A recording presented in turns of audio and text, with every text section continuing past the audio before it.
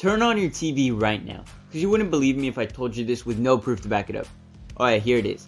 The Phillies just made it to the World Series for the first time since 2009, which has to be more than like a decade plus at this point. And no one, and I mean no one but diehard Philly fans could have told me that they'd beat teams like the Cardinals in the wild card round or the Braves in the NLDS to get this far. And not only did Philadelphia win those first two series, but they bodied both teams, only dropping a single game versus the 3-seeded Cardinals and 2-seeded Braves. Which is where Zach Wheeler held his own in Game 1 for the Phillies, lasting just about 6 innings plus, only giving up 2 hits and getting 4 strikeouts. And things actually got spicy at the end of Game 1 in the wildcard round, because heading into the 9th with 3 outs left, the Cardinals were leading by 2. And then, Ryan Heasley's arm fell apart as he'd give up 2 straight walks and hit the next batter, bringing in the first run of the game for the Phillies. 5 more runs would follow as the Phillies ended up leading the game 6-2 after the top of the 9th was all said and done. And of course Philadelphia won the game. Now, Game 2 was a bit of a snooze fest, I ain't even gonna cap to y'all, but that's just because Aaron Nola was so locked down on the mound, striking out a solid 6 batters in 6 innings of work. And honestly, no sucking or anything, but if I could start Nola every game, I would. Besides the point, anywho. In Game 2, the Phillies would win off the back of Bryce Harper's home run and an extra run added on later. And if high-scoring games are more your thing, then the NLDS is perfect for you, because Game 1 of the Braves-Phillies had a total of like 13 runs, where Max Fried had it rough for the Braves in Game 1, giving up 4 earned runs by the 4th.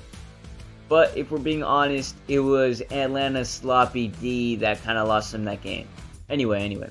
The Braves came very close to mounting a comeback, scoring 3 runs in the bottom of the 9th, making it 7-6.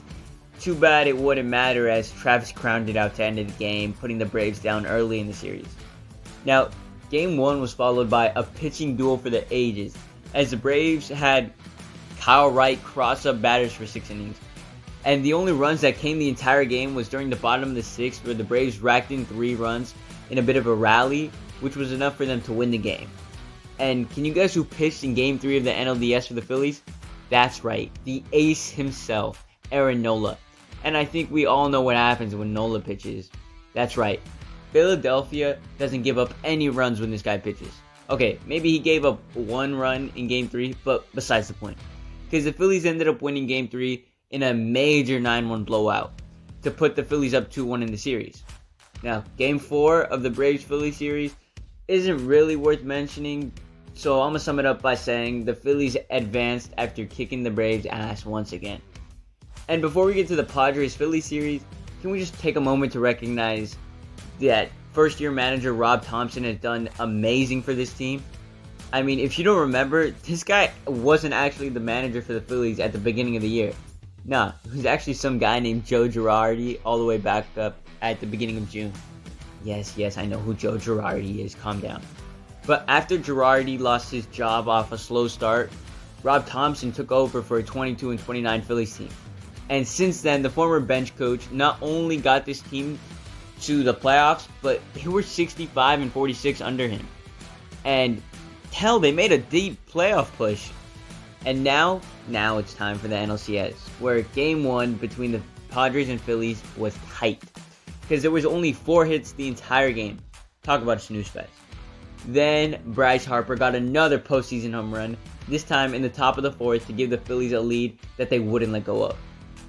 And in Game 2, things would change as the Padres showed they belonged after upsetting the juggernauts that were the LA Dodgers. Anyway, Game 2 started with the Padres going down early 4-0 by the top of the 2nd, thanks in large part to Blake Snell sucking on the mound.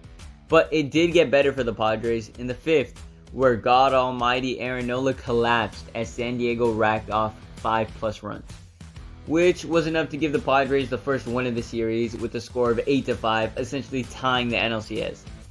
And we're just going to skip past Game 3 and 4 because the Phillies wiped the floor with the Padres, making the series 3-1 in the Phillies' favor. Now, in Game 5 is where it gets interesting, because it was now or never for the Padres to make a comeback. But after the Phillies got off to a roll in the 3rd, picking up 2 runs, it looked like the game was over. Except it wasn't. Because in the 7th inning, the Padres snagged the lead back with a wild pitch by Dominguez to make the score 3-2 in the favor of San Diego. Then, superhero Bryce Harper came to save the day for Phillies fans as he hit a 2-run bomb to give the Phillies the lead. And that was all that was needed as they clutched up in the 9th, won the game, taking them to the World Series for the first time since 2009, like I previously mentioned. Thank God of Bryce Harper, saved the Phillies postseason forever. Anyway, that's it for the video. And if this is your first time watching, don't forget to subscribe. Like the video, subscribe. Deuces.